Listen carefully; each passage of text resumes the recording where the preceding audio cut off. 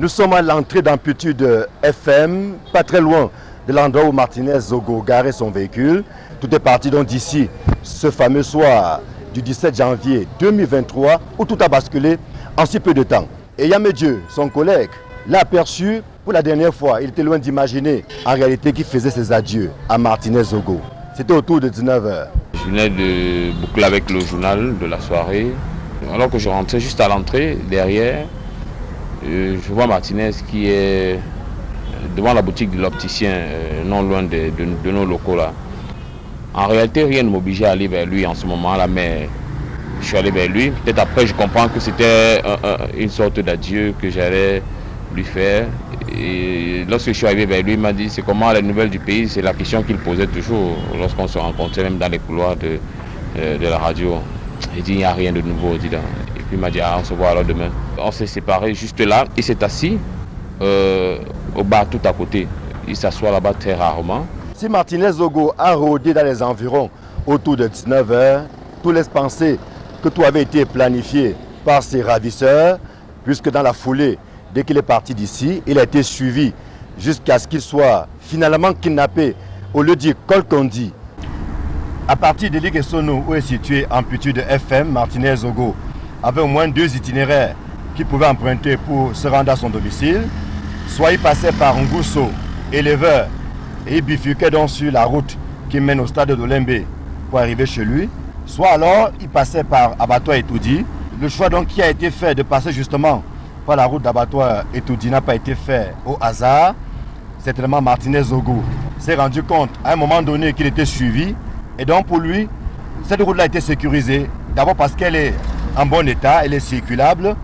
Mais davantage parce que justement, il s'est rappelé qu'il y a une brigade de gendarmerie pas très loin de chez lui. Nous voici à Kolkondi, juste derrière nous, la brigade de gendarmerie de la localité, là où Martinez croyait pouvoir trouver de l'assistance lorsqu'il s'est rendu compte qu'il était pris en filature. Malheureusement, ses appels au secours ont résonné dans le vide devant un portail qui est resté désespérément fermé pendant tout ce temps. Si on s'en tient au témoignage de quelques riverains de ce quartier, mais également de la position qu'occupait son véhicule lorsqu'il a été découvert. Et donc, quand Martinez emprunte cette route, il sait que la brigade de Kolkondi, que voici, est sur ce chemin. Et donc, en réalité, puisqu'il est suivi, il n'a qu'à virer ici, tel qu'on le voit. Et puis, il entre à l'intérieur de la brigade. Sauf que le portail qu'on aperçoit était donc fermé. Par conséquent, il était simplement obligé d'essayer d'heurter ce portail. Malheureusement, personne ne sortit à son secours. Et c'est ainsi que ses ravisseurs vont lui mettre le grappin dessus.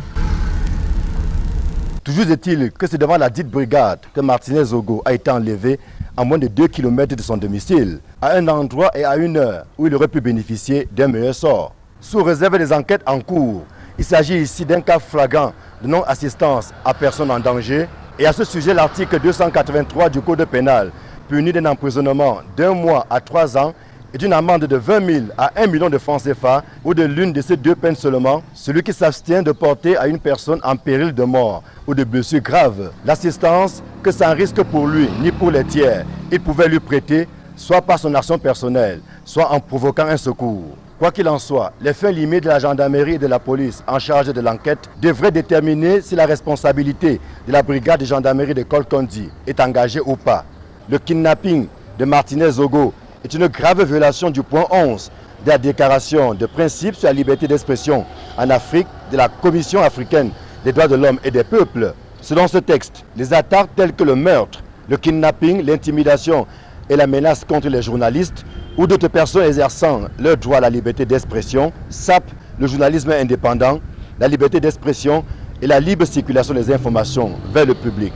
Il y a donc du grain à moudre pour ceux qui ont la lourde responsabilité de percer le mystère de cet assassinat aussi horrible qu'odieux. Ici Kolkondi, Emmanuel Diop, Marcelin Gansop, Equinox Télévision.